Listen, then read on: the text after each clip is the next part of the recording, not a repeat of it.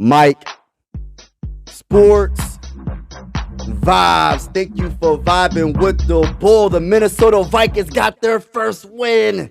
The Minnesota Vikings are 1-3 instead of 0-4. We got our first dub against the Carolina Panthers. We won 21-13. Was it an impressive win? No, not at all. Defensively, I've seen some things that I absolutely love. Offensively, Kirk Cousins, first cousin, Captain Kirk. Oh my gosh.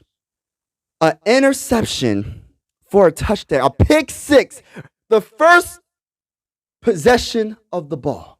We drive all the way down the field, and it's a pick six. I said in a few videos ago, I said, what can go wrong will go wrong when it comes to the Minnesota Vikings. I said that exactly when that happened, that pick six. That's what Stephen A. Smith says about the Cowboys, and that's how I was starting to think. I said, why? The first possession, you're throwing a pick six. Kirk Cousins has to step his game up. Overall, he just didn't have a good game. I don't care. I mean, I love that we won the game, but overall, Kirk has to step his game up. He's not playing good at all. 2 interceptions, 12 of 19 for 139 yards, 2 touchdowns, 2 interceptions. He is playing bad. He's playing bad. I don't care what nobody says. I don't care what the stats say he threw for the most yards in the season. I don't care about none of it. He's not playing good. Alexander Mattison, for the most part, is doing his thing. 17 carries for 95 yards, 5.6 per carry. He definitely was running with a purpose. Cam Akers coming to the team. I like that 1-2 punch, by the way. I love it. So, Kevin O'Connell, you might have found something, man. You might have found some magic in the running game room. You might have found some magic because, like I said, if Cam Akers isn't going to replace Alexander Mattison, he's going to apply that pressure for Alexander Mattison to step his game up. And no, he didn't fumble either. This whole game, he didn't fumble the ball. So I'm loving it. I'm loving what I've seen from Alexander Mattison. He's breaking tackles, the elusiveness. He's just doing everything that we knew he could do, but he finally did it, man. He finally did. Even though I do still think he should be running back number 2, but we're going to see what we do against the Chiefs next game. We're going to see what he does and if he can be consistent, because this was his best game of the season, and I need to see more of him. I need to see more. Justin Jefferson, the great Justin Jefferson, 6 catches for 85 yards, 14.2 per catch, and 2 touchdowns. I would like to see more, but it's not his fault when you have Kirk Cousins throwing you the ball, and Kirk Cousins is having an absolute bad game. I don't care what nobody says. He made that throw. I think it was a 30-yard touchdown pass to Justin Jefferson to put us over the top. I understand that, but it shouldn't even got to that. We should have blown out this team. There's no way we should be struggling against a rookie quarterback. And on top of us struggling against a rookie quarterback, we're not really struggling when it comes to stopping him because I think we contained him. The reason why we struggled is because Kirk Cousins threw that pick six, and we already got down early in the game 10-0. That cannot happen because when we go against the Chiefs, right? They come into Minnesota, right?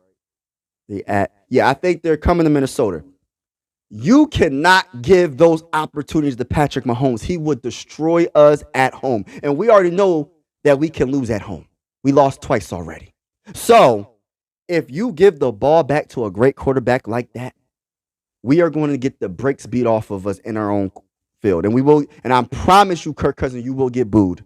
I promise you. Do not throw 2 interceptions. I know it's not all on you with the second interception, but dude, you're still the one throwing the ball, man. Like, you got to have more pocket awareness and know that the pressure is coming, man. You got to be better and take care of the ball. It all starts with you on the offensive side of the ball. I understand the offensive line wasn't consistent, but they did pretty good this game. Overall, I think they played better than they had been all season. That's just my opinion. Just the eye test. I feel like Kirk Cousins, you had a little bit more time this game, and they didn't allow too many sacks this game. You might have got hit a few times, but I believe they only had like 2 sacks. So they protected you good enough for you to do better offensively when it comes to throwing that dang on football. Now, let me get to the defensive side of the ball. And I got to give a big shout out to a couple of players. I want to say Davenport.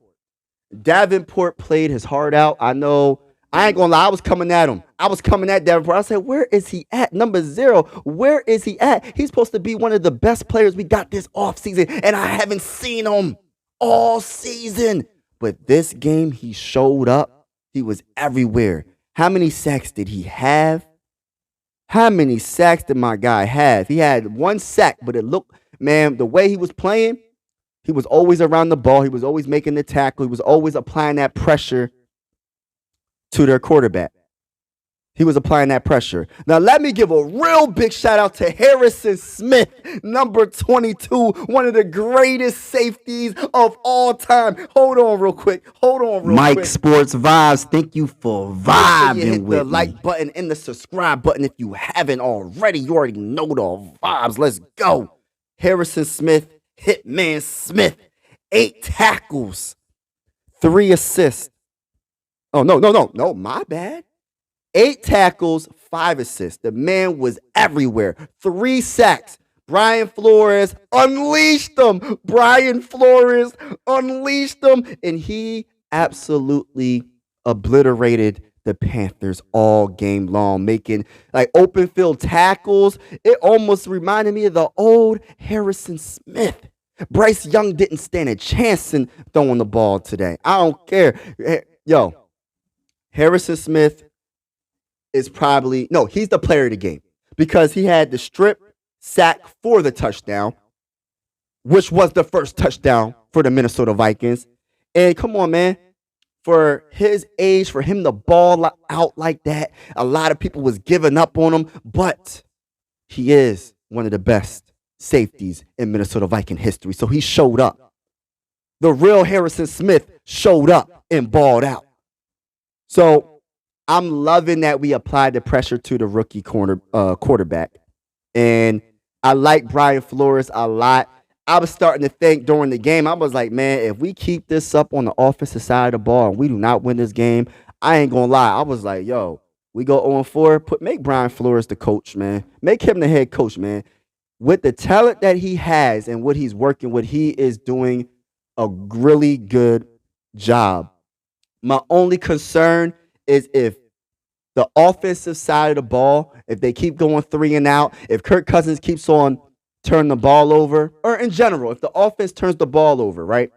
When you go against these top teams, you're going to get the break speed off of you. I said that earlier in the video, but I'm going to say it again because it's a fact. We overcame this because we went against Bryce Young. And I no disrespect to him because he played an okay game overall, but they don't have enough offensively. Their best wide receiver is Adam Thielen. Adam Thielen is okay, but he's not, he's not in his prime anymore. He had a pretty good game. 8 catches for 82 yards, 10.2 per catch. And but they just don't have enough offensively. Their running game is terrible. Miles Sanders is terrible. They just don't have enough offensive weapons to really capitalize on the Kirk Cousins turnover. Besides that pick 6. They couldn't really do too much, man. So when you go against a tougher team, this is not going to happen. You have to play better. You have to play better, Kirk Cousins. Offensive side of the ball, they have to play better. Play calling has to be better. I do not want to see 3 and outs. I do not want to see interceptions and fumbles. I do not want to see that because at the end of the day, we're in it to win a Super Bowl. In the route that we're going with the turnovers, in 4 games, we got 11 turnovers. Like, that's not going to get the job done. We got to somehow stop the turnovers. It's bad, man. It's not looking good. And I'm giving more credit to the defense for the win of this game, man. I really am. Let me know in the comments below what you think about this game. And I'm going to say this right now. We go against the Chiefs next. I do not believe in this team. I'm keeping it real. I do not believe in this team until they beat the Chiefs on Sunday. If they beat them, I will start saying, yeah, they might do something. They might can make a run. But this is against the Carolina Panthers, man. This is against the Carolina Panthers. You beat the Chiefs, you get that dub, beat 2-3, and then go against the Bears, beat them, be 3-3, 3-3 in 6 games. I'm okay with that. Then you got to mess around somehow, beat the 49ers. Maybe you can be 4-2 4-3 in 7 games. You start the season bad, but it's not how you start, it's how you finish. Let's go Vikings, man. Skol. Overall, solid game on the defensive side of the ball. I'm glad we got our first dub, but I got to see more. Straight up. This is the end of the video. I truly appreciate you vibing with the bull. Make sure you hit that subscribe and like button. I'm out.